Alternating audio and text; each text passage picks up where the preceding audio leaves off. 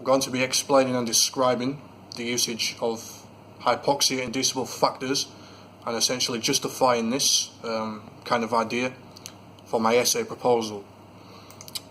So the general idea then is, obviously obesity is an issue, and one of the biggest barriers I find with exercise or with obesity is that people simply do not want to exercise.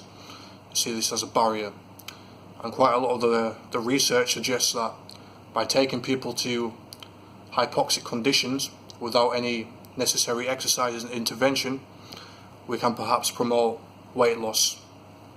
Of course, hyperbaric hypoxia being a condition where the body is deprived of oxygen relative to the environment. And one particular physiological pathway that I want to look at is the relation of hypoxia-inducible factor 1 alpha, as well as others.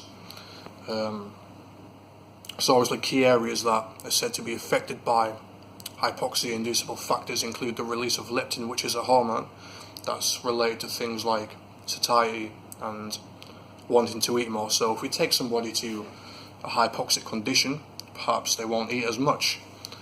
And obviously we have an increased reliance on anaerobic metabolism, angiogenesis around adipose tissue as well, so maybe we can promote a sort of a fat burning effect, increased reliance of lipolysis, if you will. Research question then, which I've sort of already touched upon, is by activating hypoxia-inducible physiological pathways during a state of hyperbaric hypoxia, can we instigate weight loss at a greater efficiency than at sea level, or than exercising at sea level? Can we get people at rest without engaging in any physical activity whilst in a hyperbaric hypoxic environment and still promote weight loss, making it a more attractive option to people who do not like physical activity? And if we induce hyperbaric hypoxia and combine this with physical activity, will we then see an even greater efficacy of weight loss for those that actually do have a physical exercise program?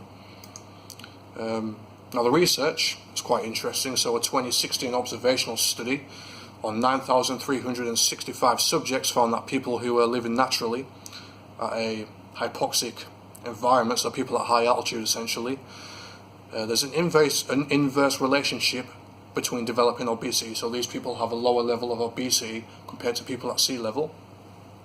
2013 literature review by Palmer and Glegg concluded that the majority of the research supports this idea that the activation of HIS, particularly HIF-1 alpha, has strong efficacy as a weight loss method. It's growing support.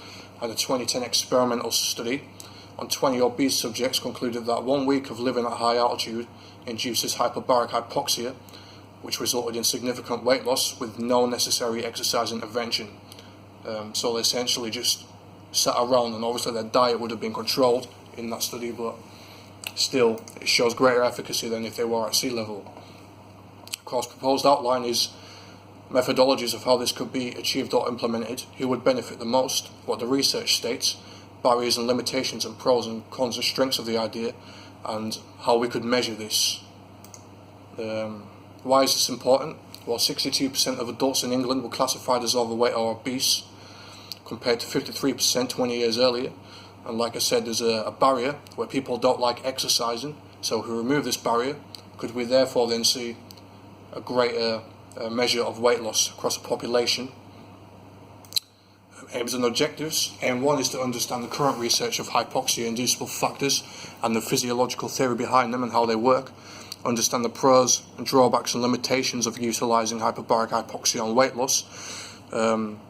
And objective 1, I'll reference primarily from a strong source of randomised controlled trial experimental studies. And objective 2 will be to formulate my own argumentative opinion. And yeah, hopefully it should be a good essay. Thanks.